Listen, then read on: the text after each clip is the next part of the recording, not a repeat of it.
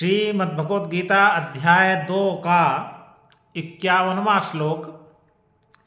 कर्मजं बुद्धियुक्ता हि फलं त्यक्त्वा मनीषिणः जन्मबन्ध विनिर्मुक्ता पदम गच्छन्त्यनामयम्। भगवान कृष्ण अर्जुन से कह रहे हैं कि हे अर्जुन,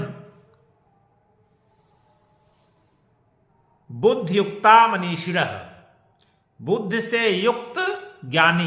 कैसी बुद्धि? समता युक्त बुद्धि, जिसमें चाहे सुख हो चाहे दुख हो, जैसे भी स्थित परिस्थिति आए उसमें मनुष्य विचलित न हो, तो ऐसी बुद्धि को कहते हैं समता रूपी बुद्धि।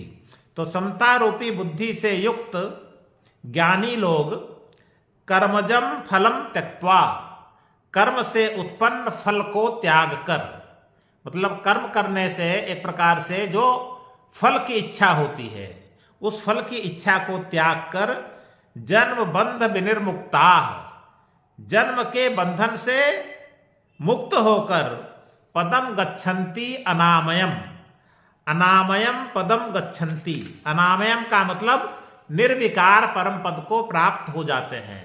तो मतलब क्या हुआ कि जो